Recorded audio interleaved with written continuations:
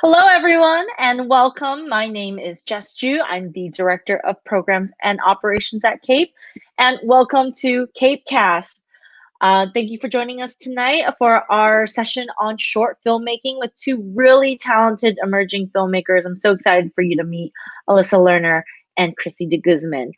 Before we get started, just a few house rules. We will be taking Q&A from the audience, so if you have any questions, please ask them in the chat function on YouTube or Facebook, whichever platform you're watching on, and we'll try to get to them if we can. As well, we are, and a few other announcements coming up from CAPE. We are currently accepting submissions for our 2021 Kpu Writers Fellowship. You can learn more about the fellowship and how to apply on our website at kpusa.org/CNWF. That's CNWF, all lowercase. It is case sensitive, so you can learn more about that.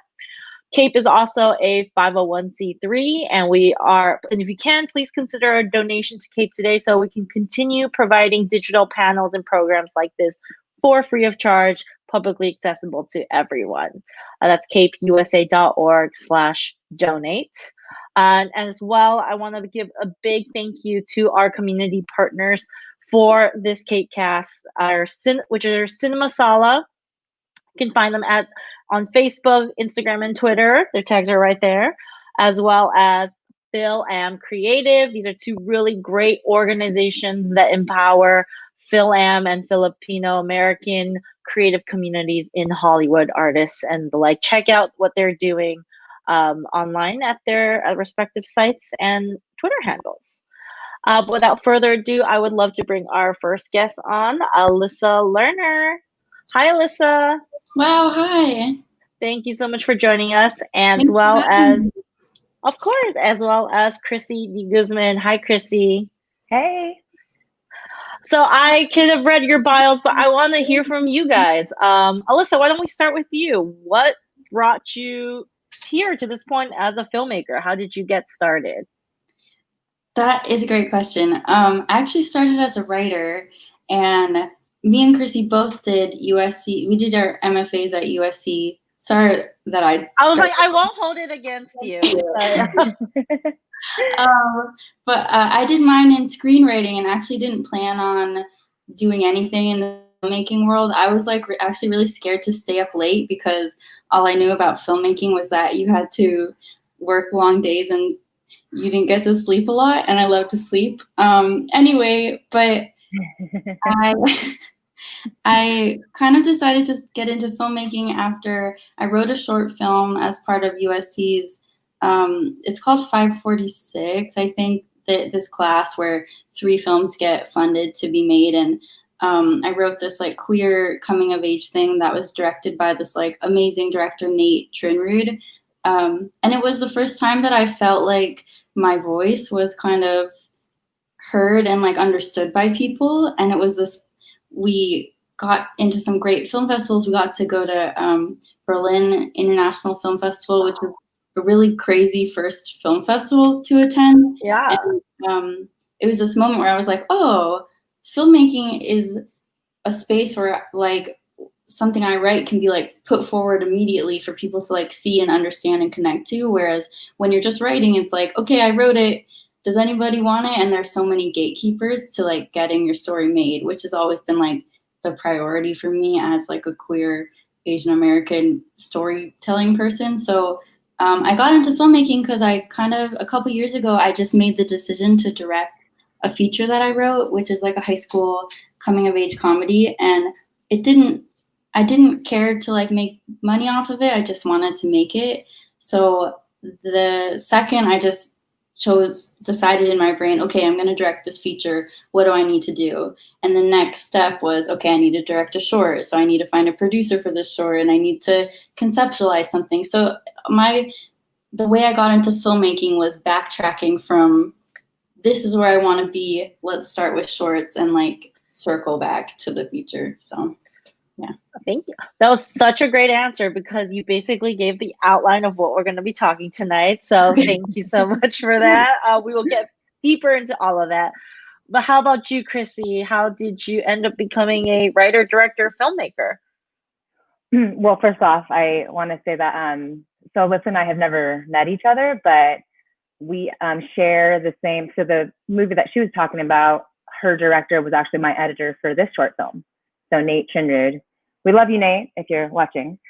Yeah, so for me, it was really nonlinear. I went into undergrad as a poli-sci major, and then I decided that wasn't for me.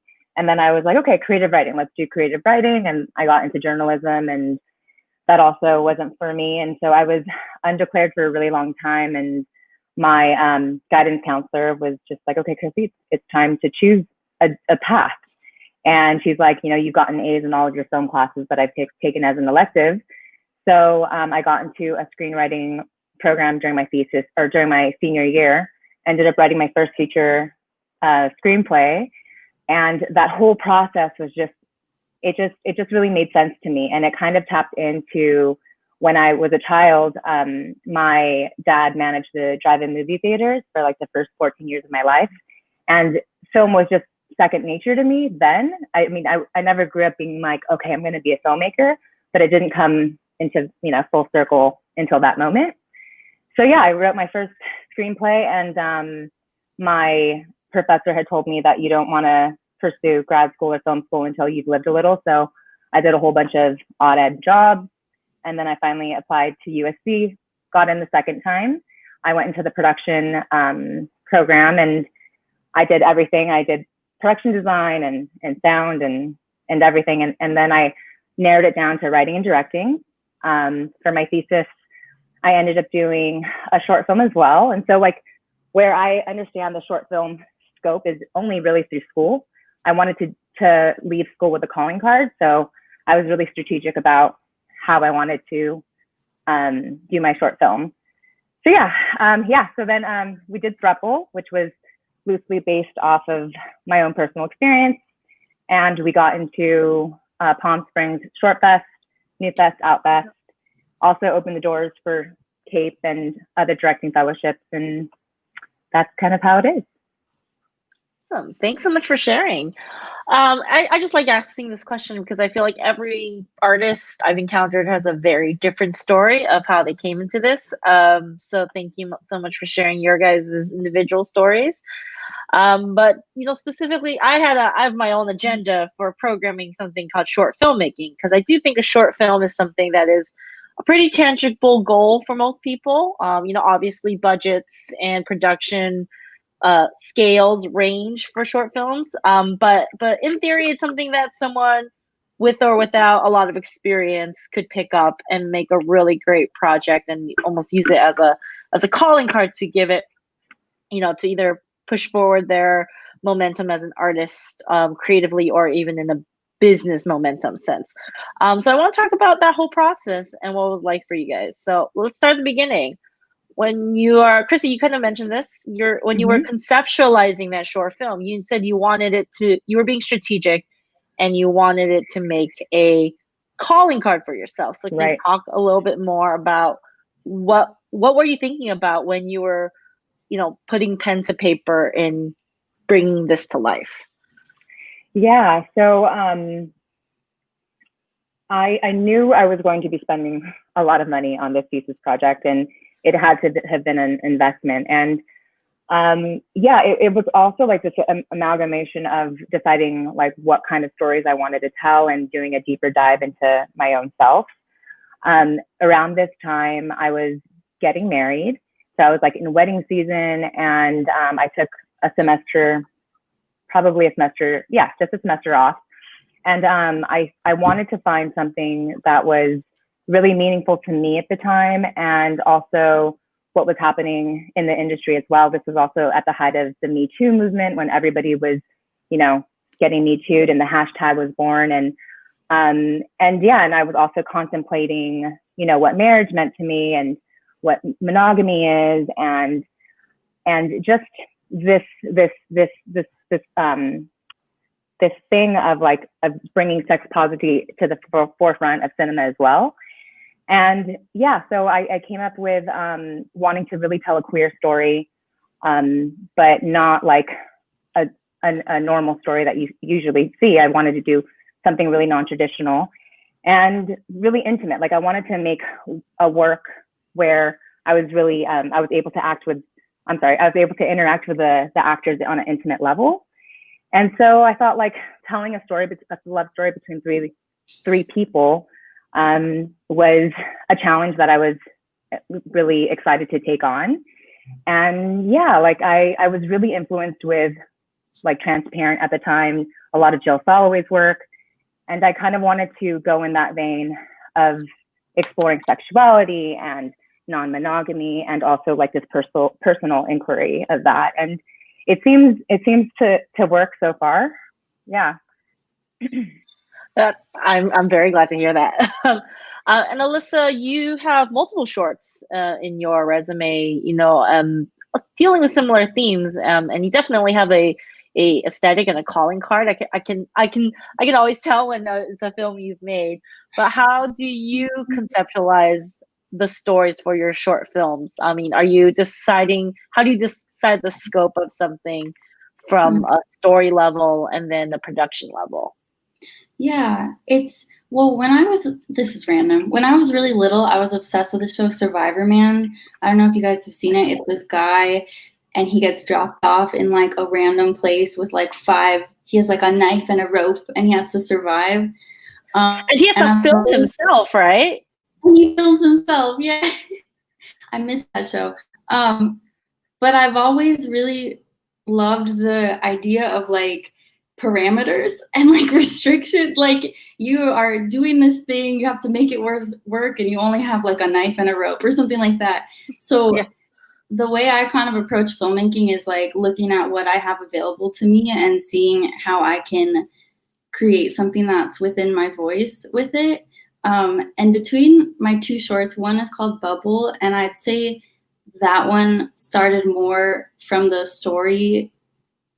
I started with the story, and then I decided to try to figure out how to pare it down to be able to make it. That story just kind of came. I hate it when people say that, but that story came to me on a day where I was like, this is the story I want to tell. It was like a coming of age story, a little bit about my family and about growing up in Poway, where I'm from, and it felt like something I really wanted to tell. So from there, I just worked on how do I get this to have less locations? Who do I know who can film it? Who do I know that can act in it?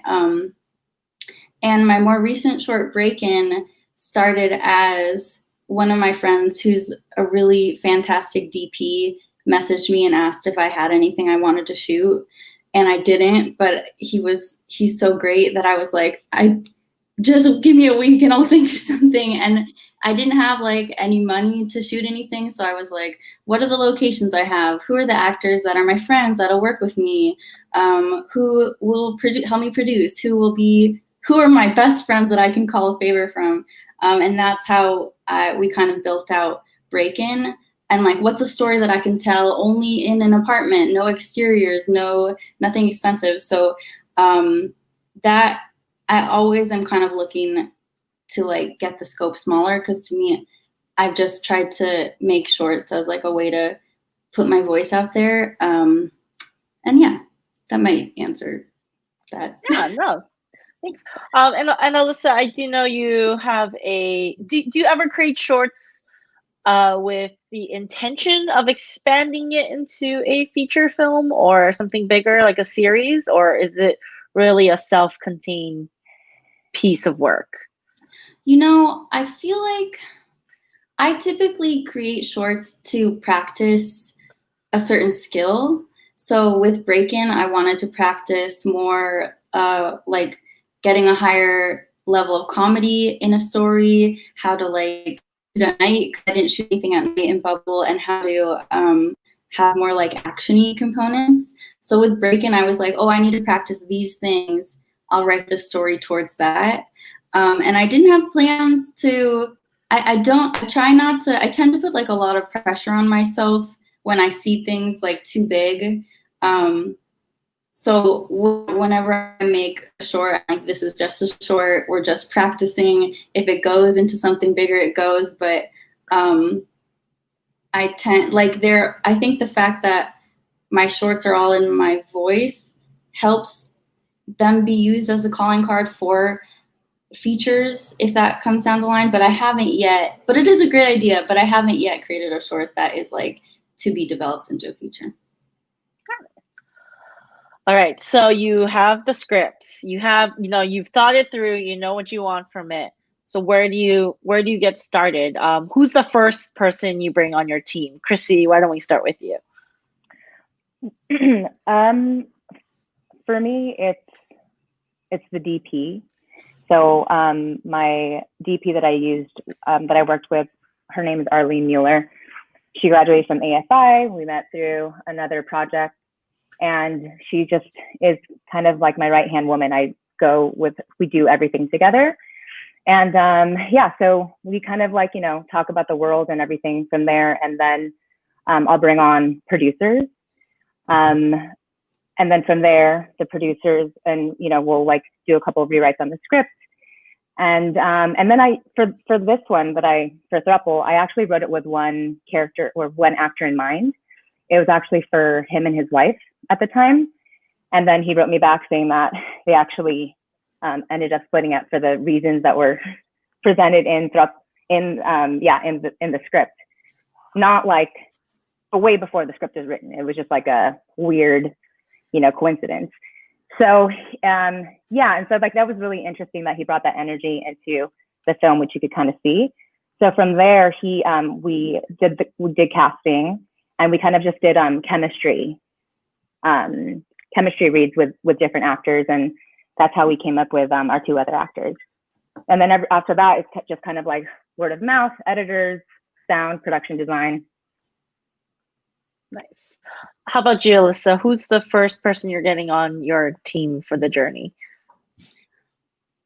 I feel like it varies. I really like what Chrissie said about the DP, because that's so true. Like that DP is your true creative partner in the whole thing, and like having someone locked down for that early is like would definitely feel secure. Usually I feel like on my first short, it was the producer I found first. Her name's Kat McCabe. She's fantastic. Everyone find her and work with her. And she was my real partner throughout like getting crew for that film, because for my first film, I didn't really know anybody that would do anything in a film. So she was like a huge part of getting the crew together. But for Break-In, it was also my DP was the first person, because he came to me and was like, what do you want to shoot? And so that was that. But I guess, yeah, it varies, but it does start at that level, like either your DP or your producer, like someone who you can depend on and believes in the work and won't like ditch you halfway through when times get hard. And let's talk more about working with a producer and the producer in the context of short filmmaking. So what is the expectation that they're bringing in, what you're bringing in? How much creative insight do they get, or creative input do they get? And does it differ from project to project, producer to producer, or have you found that there's at least a certain baseline of understanding of what that relationship is? Alyssa, why don't we start with you?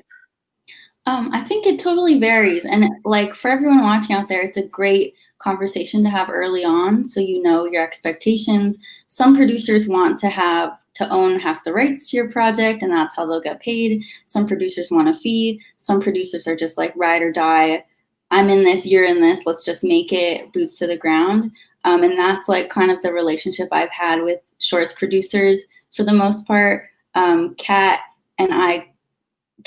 produced Bubble, but we co-produced Break-In, and it was very much this kind of collaborative idea that we made together. And in shorts, I mean, everyone's different, but for me, it's always been me and the producer are the ones that'll get this finished or die trying, kind of. And it's different in features where they're not really they're in pre-production, but they're not on set. But producers in shorts are like fingers in it the whole time. So it's always good to talk about what your expectations, though, creatively are for each other and stuff like that.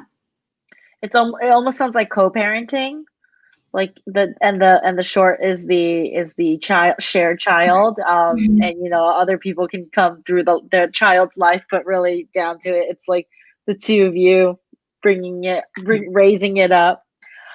Chrissy, do you have any insights about how working with producers, or where I mean, I know you produced your short in the context of a, oh no, I'm sorry, not like it was produced as a thesis, but so was that any different in terms of working on it through a school project, or did you find that yeah, so well, the parenting analogy I completely agree with, except like for my producing partners, they were, I felt like a mommy and daddy figure. Like one was a very, she was really hands-on with the creative world, you know, like the where we were going creatively. And she also did a lot of logistics and stuff. And the other producer, Ryan, was amazing at just like locking down permits, you know, making sure everything was tight. And so I think for me, I again also work with the same people. It's like if I'm working with you once, then and we did a really good job and we already have this relationship, like I'm going to keep working with you over and over again. And yeah, Sting is usually like my person that I just kind of go to for every little project, even if it's like a little commercial here or there. Like I just really, it's the trust is, it needs to be there. It's just like an ongoing relationship. And yeah, and it's really important for me to just make sure that like I kind of have like this protective bubble when we go into production, because I just need to know that like they have everything fine and I can really be in this like creative bubble and not worry about anything. So it's pretty important to me. So you found your team, you start production, you know, you have a tight schedule. I guess what are some of the biggest pitfalls, whether it's your, you know, personal experience or things you've seen happen on your set, on various sets? You don't have to get into details, but I am wondering what are like some common mistakes you see when people are in the short films production, the realm of short films production. Christy, why don't we start with you? I think the biggest pitfall is people spend way too much money on their short films. It's like you really don't ever need to spend more than maybe like $20K. I feel like I felt like I could have definitely shaved it down a lot more. That's how much I had spent. I could be wrong though. If my producers are watching right now, I could be wrong. But yeah, I think spending a lot of money, just not being tight with your schedule, really not picking your crew members, your department heads, you know, just with a fine-tooth comb, you know, like really, really having people vet for them, vetting for them yourself. I think, yeah, like just making sure like the people around you are pretty solid. But yeah, for me, I mean, I was learning as I was going. Again, this was my USC thesis film, first go at it. And I remember writing pages, like even until the last day of production, you know, and just being super versatile and super flexible. And if you're not, I think like, if you're not flexible and you're not versatile and you're not solution based, that can be a really, really bad thing. Yeah, bad mix. Also, how about you? I'd agree with all of that. That's really insightful because I took notes before we started, and I wrote the exact same thing. Like going too big and too expensive is like a huge way that not only depletes like all your money, but like your stamina. Because then you look at filmmaking and you're like, I'm never going to be able to do this again. So if you make films in a way where you feel like this is repeatable, is something that you could do again. Like that's how you want to be able to look. If this is going to be your career, you need to make films in a way that feel like they don't take your whole life from you. So keeping it small, keep being as economical as possible is really important. I think to echo what Chrissy said, like hire slow, fire fast. So take your time when building your crew, feel them out, take them out for coffee, and just see if your visions align. And also I feel like it's really important, like filmmaking is a way to kind of figure out your voice, but it's really important to know who you are and what you're trying to say before you make a film, because you are pulling in like 30 people around you into your orbit to do work for your singular vision. And it's so important to be like rooted in that and like know what you're trying to say and feel the value of that and be firm, but also to like listen to the people around you. And like you build, it's great to hire slow because then you build people you trust who you really want to listen to, and it creates this collaborative environment on set, which is like a really great way to work. I'll also say one last thing is that I got to shadow on set of the L Word their season they just shot, and I got to shadow Marja Lewis Ryan, which was like really such a generous opportunity. But something she said to me on set, and I'm going to paraphrase, so this is not a direct quote, nobody messaged me, but there was some moment where she made a call that she was like, oh, that was the wrong, she turned to me and she was like, that was the wrong call, and I know that, and people around me know that, but you can't steer a splintering ship. So if you make a call, you just have to go that direction until you can slowly turn back to the right direction. You can't be like, let's do this. Oh, wait, no, let's do that. Oh, wait, no, let's do this. Because then the message goes out like telephone around the crew. So you have to be firm, stand by your decisions, even if you know they're wrong, to slowly adjust back. But it's really hard to have kind of a splintering set. Anyway, that was long, but yeah. No, that was great. Thank you so much for sharing. I think it's, I always like to ask, one of my favorite things to do is ask people to share their mistakes to hope maybe potentially help others in the future not repeat.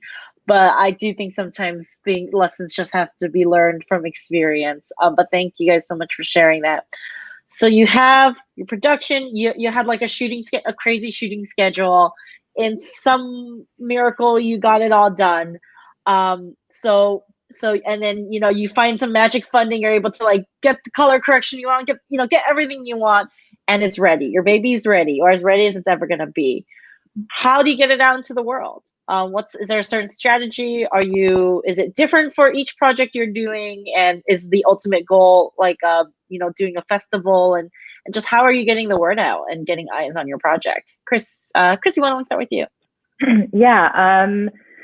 Again, USC thesis. So we ended up having a thesis screening thing at the end of the semester. So that was one way that we were able to get it out.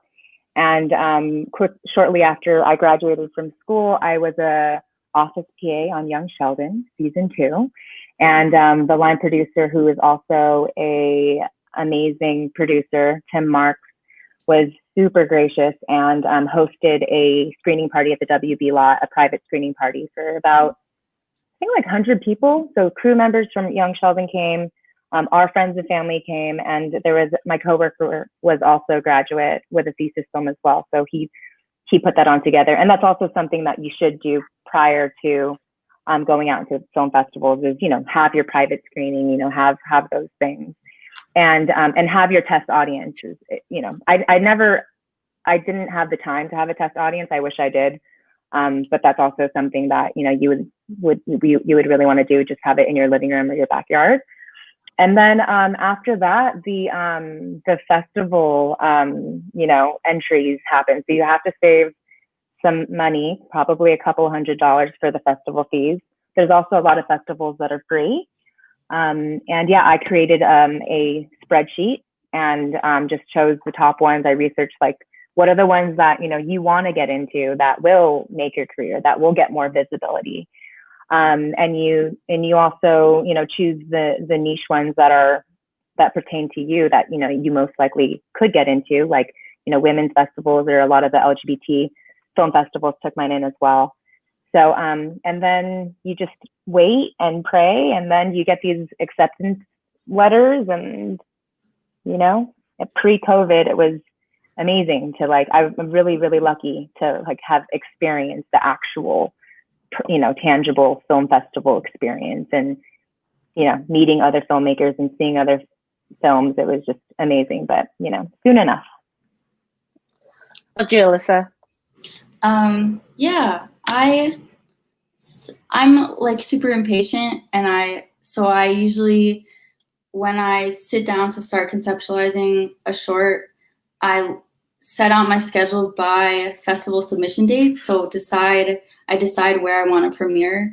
And from that due date, I'll backtrack when I need to be finished and when I need to shoot and all the stages from there, which is, I don't know if that's smart or not. Shorts don't really have to think about premiere status, but like it's a good thing if you're heading towards features eventually. It's a good thing to start thinking about where you want to premiere, what festival has your voice. Like South by Southwest has a different voice than Sundance, has a different voice than TIFF, and like looking at what festivals program and like thinking strategically about where you actually think you might get into is a great way to kind of backtrack. But I also love niche festivals, like Asian American festivals, queer festivals. Like those festivals are your best friends because those are the people who are fighting for you to succeed. And they're really amazing festivals. Like the big ones, like whatever, Sundance and Berlin are amazing, but like those are like, it's hard, you know, there's thousands of shorts being made every day, and it's really value these niche festivals. Also, always message programmers asking for fee waivers for your submissions to just save any money you can. A lot of times they say yes if you're just like, I made a short, can I please submit? Because you could just try and like, you know, we can't go to festivals anymore, but when that was an option, it's always great to go and like build those relationships and build rapport with festivals so that you can grow alongside them, which is really nice, especially with niche ones. And like do like what Chrissy said, like have your private screening, send out an email blast and like just get your film out there and post incessantly about stills from your film, even though you think no one cares. It's just like a reminder, remind people that you exist and are doing this, because you're your own PR team until you have a PR team. Yeah, I was just about to ask that. So are you steering the ship in all of this? Like, are you creating the Instagram and posting everything? Or is that someone you're bringing on to specifically handle that? And either of you can take this question. It's all you. It's all you. Yeah, it's all you. You're the last man standing in all of it. And you do all of it. But I don't know, Alyssa. Yeah, no, exactly. Like no one's going to care as much about your project as you. So you're just doing all that stuff yourself. Okay, so in the future world where everything's safe and open again, and we can all gather, loiter in the lobby of some theater in some other city outside of Los Angeles, in the film festival, what do new artists, what should they know about attending these festivals? Like, what should they have ready, both in terms of material and I think like answers? A lot of these film festivals are going to be about making connections with other people, whether they're artists, producers, distributors, or people who could potentially give you a job in the future. Like, what should you have ready? Alyssa, why don't we start with you? I feel like attending a film festival as a filmmaker, you just want to go in as a fan of the other shorts in your program. Like, no, it's like when you're a teenager and you think you're going to get discovered at the mall. Like nobody's in the audience waiting. They're like, I need a director for a show. Maybe they'll be in this shorts program. It's not going to happen that way. But the best thing to do is become friends with the people around you, because you're going to grow together and you're going to be the ones that work on your films together. With Break-In, all of the people who worked on it were people I met at the NBC Universal Shorts Fest, which is actually just where you and I met too. But but yeah, just go in as a fan and like ready to compliment other people's work and like make friends and it's good to, I think it's good to know yourself. You don't have to have like 17 samples ready as a shorts filmmaker, but it's good to know your point of view, what you're trying to say, what's important to you. But just make friends. That's what's worked for me. Yeah, same. Well, like small logistical things, go with a business card. I made a like really crappy batch like a week before. But like that's just kind of something to like, have to remember by, or sorry, that's something to, remember other people by. They also say to bring like a stack of your flyers of your film, so you could just kind of lay it like on different tables. I didn't do that because I just felt like it was such a waste, and that's where you can kind of go to the open bars and, network and mingle and talk to other filmmakers. I mean, that's really where you're doing most of your networking, is at like the mixers. And the great thing about film festivals is that, they have free booze, and you like to booze it up like myself, then take advantage of that. And I think another big thing is really take advantage of the panels. That's where I met you, Jess. I think I met you at Outfest. We did. We met at Outfest. We met at Outfest. It was a very early morning. Yes, it was. Outfest. Yes. Yeah, I remember coming up to you after and then asking you about Cape, and here we are.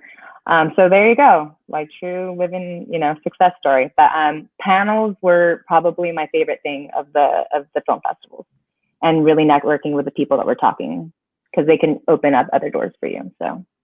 Yeah. Oh, and to jump off of that, always the business cards you get from other people, always send a follow-up email and just be like, hey, nice to meet you. Just stay in people's minds. Yeah. And if you have time to do a really cool business card, like something not just like black and white like I did, and get creative with it so people really remember you. Yeah. I just love going to events like this, shorts festivals, specifically shorts, because you get to see, it's very efficient. You get to see a lot of work of people's works, not just directors, but DPs and production designers, costume designers in such a short amount of time.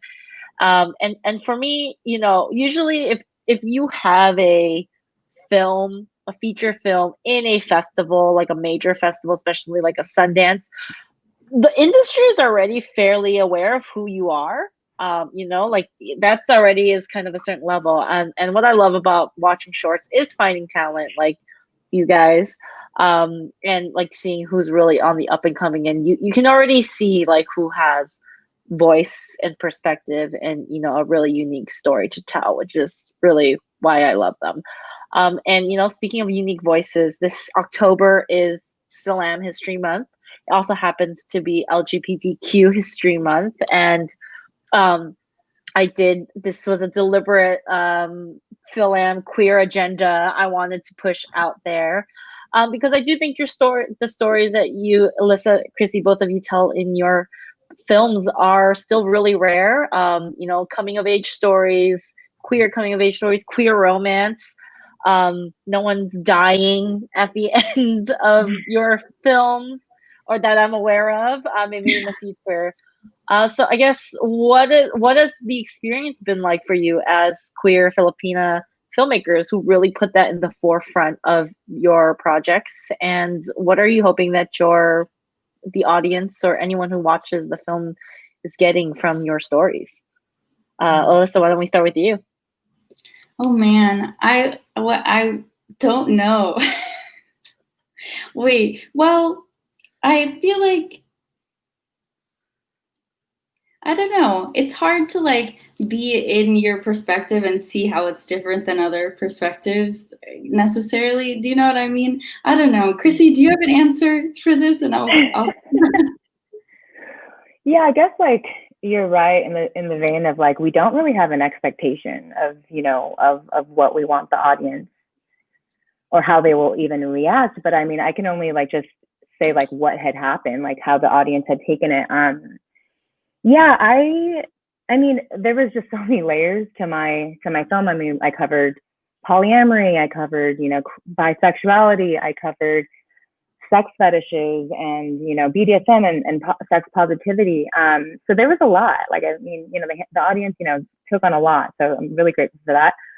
But yeah, I was pleasantly surprised that I was received really well. A lot of people after, especially a lot of bisexual people, would come up to me and they were like, we just don't really get to see a bisexual story. So that was done really well. And although I don't have a Filipino actor or actress in my film, I mean, it's very much a Filipino story because it's partly my experience. And so, and that's what I could bring to the forefront of like our Filipino community, is really telling these stories that don't seem Filipino on the surface, but they really are, because, you know, there's just such a variety of things and intricacies that happen behind the closed doors. So I don't know if I answered that. No, that's great. Yeah, that was very good. I feel like I don't know. I just want people to laugh when I make it right. And I feel like the cool thing is that I'm Asian and I'm queer and I can do literally any story and it'll be from me. And so it'll still have my perspective. And it's not something at this point that I feel the need to try to put on too much, because it's like how Chrissy said, it's like just the stories we tell at their heart come from our experiences, and in that way they're Asian American and queer. And I don't know, but I think a lot of what I try to do is to like expand the notion of what people see as Asian American and queer and like identify with it. And by sort of writing stories that are funny and that are like, let people in and let people empathize with these characters is maybe my way, my long con of trying to be included in like the scheme of stories and the what's like normalized in society. Like maybe that's it, but I don't know. I like comedy and I like laughing and I like making friends and making people laugh. So I think that is what I hope people take away. And before we get to our Q&A, remember we will be taking questions, so feel free to drop them in the chat box on Facebook or YouTube, whatever platform you're watching on. I think we want to know what's next for you guys. What's on the loading dock for you? Chrissy, why don't we start with you? Well, yeah, speaking in short, my DP friend Arlene was gifted a lot of free film. So she's just like, hey, like, let's just shoot it. Like, you can use me for free. Like, we can pitch in together to get this, you know, developed. Let's just do something really quick. And so I'm in the outline stages of that right now. I'll probably go to script over this weekend because I did promise her a script by Sunday night. So there's that. And then on the television side, just really diving into writing after Cape, because Hollywood is closed and everything. Just finishing developing a pilot for Kalila Kuhn and her sister Kawinda. She's the host of Tiger Belly, and my writing partner Nathan Ramos, who is also an alumni from Cape. And yeah, we're just right now in the very early stages of packaging it up together and selling it. And hopefully I'll be able to, best case scenario would be, to direct a couple of episodes on there. And I also have a potential directing, a Spanish producer had reached out to me. And a producer from Spain had reached out to me, and she is developing a Netflix series about polyamory. And she, this conversation was fairly recent. And so she is interested in having me direct a couple of those episodes as well. And awesome. Yeah, and starting to write my first feature. So I need to get on that train. How about you, Alyssa? That's awesome. I just wrapped on one of my first staff writing gig on Diary of a Future President season 2, which was really, really fun. And I recently my short film Break-In is doing the festival route, festival circuit right now. So follow my, Twitter or whatever to find updates to see a weird comedy. We're pitching out a feature. That's the handles, everybody. Me and my fantastic producer Tara Aquino are pitching out a feature that I wrote, that high school coming of age comedy called Jessie is a Friend, which will hopefully be my directorial debut and hopefully be made someday after all of everything. And then other than that, I'm developing a series with Randall Park's company Imminent Collision about high school dance crews, because I love high school and dance crews. Were you in a high school dance crew? Please Tell me you were. I was on like a bunch of dance teams, but it wasn't like a cool dance crew like Jabberwockies thing as we think of. So I can't like own the coolness of dance crews. I can be adjacent. I love it.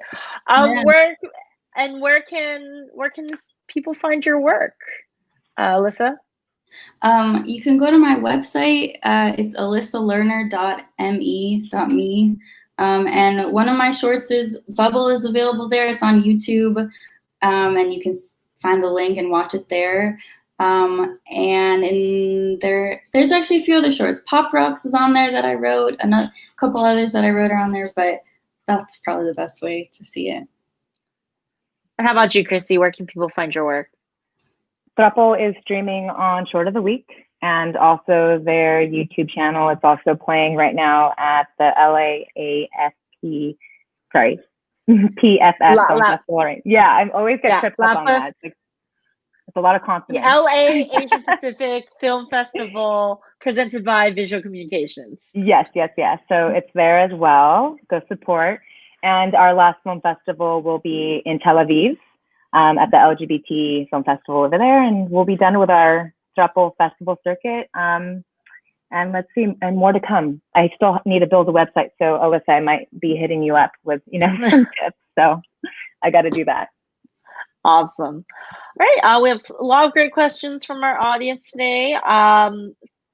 Let's start with Brielle asks, how do you usually finance your short film? Any experiences or suggestions regarding that? Yeah, money's a big one. How do you get the money? I could start. I'll just be really transparent. Get ready. No, I don't know, whatever. For Bubble, we crowdfunded.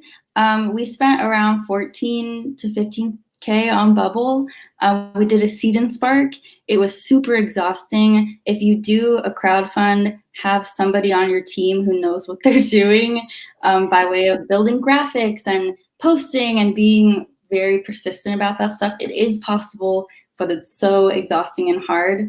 For Break-In, I self-funded that, and that's why we made it for I think we spent around $5,000, $6,000. It was very small budget, but I just put away money until I had that much and made a lot of my friends work for free, which I'm sorry, friends, and I love you, friends. And that was that. So. Yeah, same. Trying to get a lot of things for free is really key. You could do your crafty.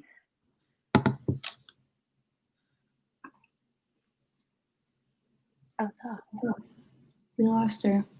I know. Are you there? Yeah, sorry, we lost you for a split second. We heard craft table, which was that's a very important part of production. So we're gonna need you to repeat that. Yeah, I was just saying, try to go the free route with everything you do. Food is really expensive. If you can cut out your cost just by trying to, get free food somewhere. I was saying when we lost connection that if you're a student, pull the student card because permits are exponentially more expensive if you're not a student, and you'll get a lot more free things. But for me, I did Indiegogo, which was great. I mean, the reward system was fun-ish, I guess. I hate asking for money. So I pulled out a lot of loans knowing that it was going to be an investment. So I did, partially fund it myself. Indiegogo was good. But it's crowdfunding is just a whole nother beast. I would definitely go through Student Spark and they have a lot of good tutorials and a lot of good YouTube videos of how to do it right. You could be really successful in it. But, and then I also asked donations from when I worked at a restaurant, the restaurant owners and just, good faith, nice letters. Yeah. I have someone who's sat on who has done the fundraising before. And then, part of my job is fundraising is, just keep in mind that people give to people and not projects. And you really have to take a step back, especially if it's your baby and it's your story, and you understand inherently why it means so much to you or why it needs to be made. But people are actually less likely to care about that and more likely to want to just invest in you as the filmmaker. So even shifting the percentage of how much you're talking about one versus the other. If you're talking 100% about the film itself, that's actually probably not as effective as telling people why you want to make this film, your journey, and what you're really, why you need to do this. So really think about that. People give to people. But congratulations. I'm glad you guys both were successful in that endeavor. Oh, let's see. Tony Bonzos asks, is there a recent change or lesson you've learned either professionally or artistically?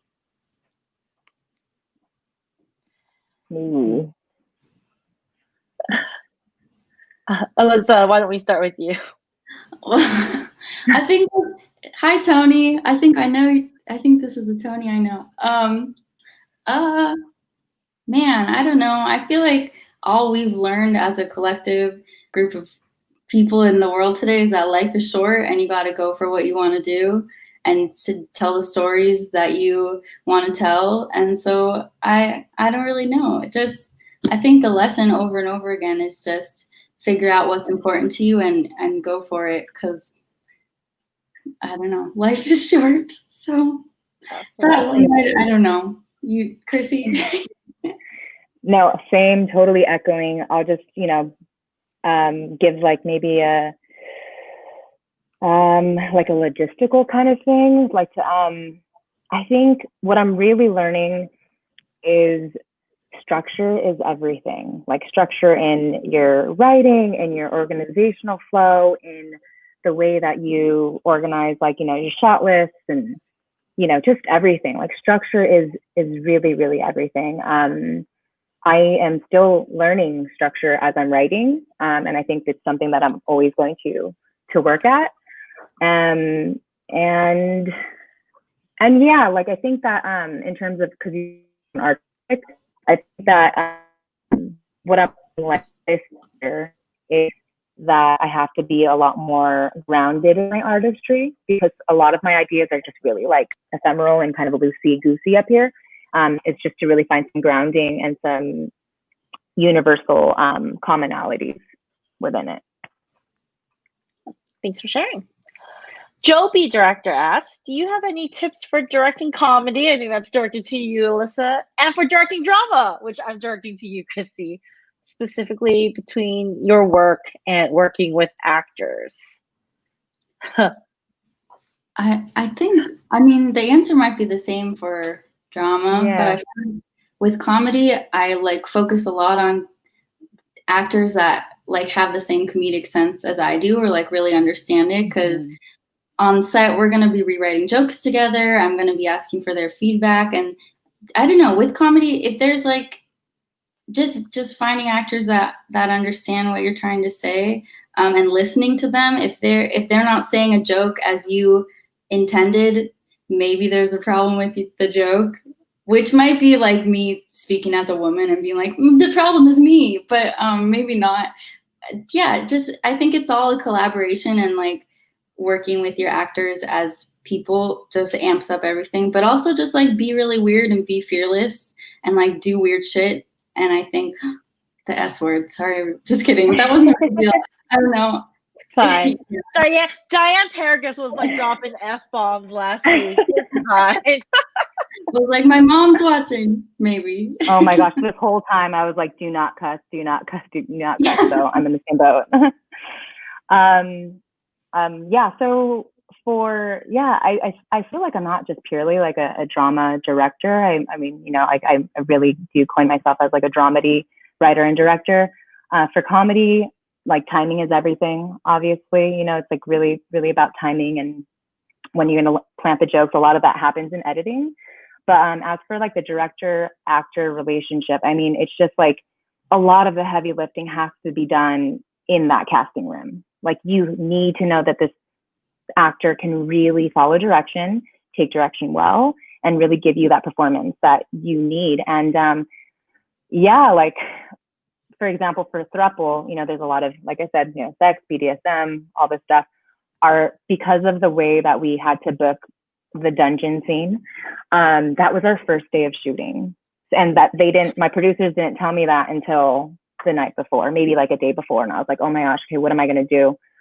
So the actors had met maybe 3 days before. And so I told them the morning of the shoot, please go have breakfast on me, get to know each other, like tell each other your whole life story. So by the time that they came on set, they were just like friends, and, it was great. And we did the whole dungeon scene, and it was like the best icebreaker, because then it really allowed for the next couple of days where we had like the quiet, intimate moments for them to really like relax into it until like the last day, which was like the ultimate lovemaking scene, which was also done very carefully and very minimal, just myself even outside of the door with a monitor, and only the DP, who was female, so they felt comfortable with her in the room.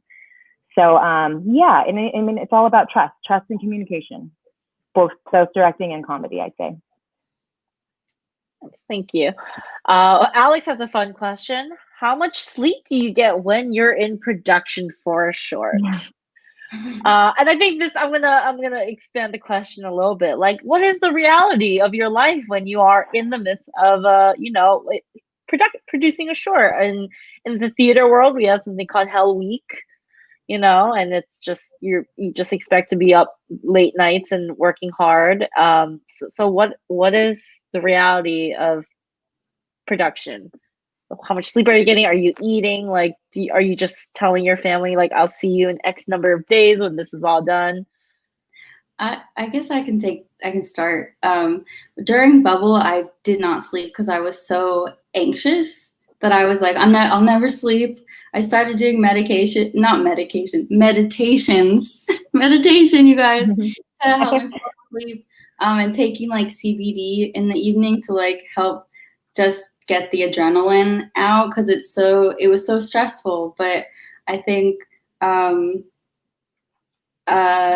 yeah, it's a hell week, but like you don't really notice because you're so happy and so excited to be doing what you're doing and that everybody's around you. But also, I had an AD on set for Break-In recently, and neither of us knew what an AD actually does. So all he did was be like, do you need tea? Do you need coffee? Are you hungry? And that's like, and it was great. And that worked for us, just having people checking in, because you do forget to eat and you forget about what your body feels like, because there's no time. So yeah, I still don't know what an AD does. Sorry, maybe I do, but he just got me coffee, so it was perfect.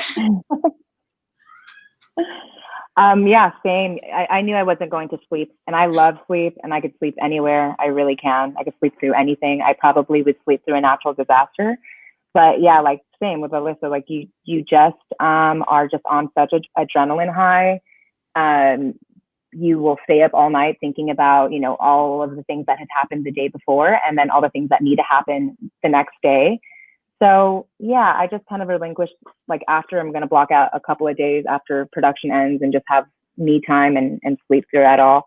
But I would usually start every morning with a big bulletproof coffee, and that would pretty much sustain me for the rest of the day.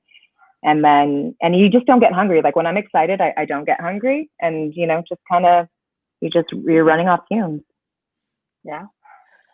All right. Well, thank you both so much for taking the time to come speak with us and our awesome Cape community. I'm so excited, and I wish you both the best of luck.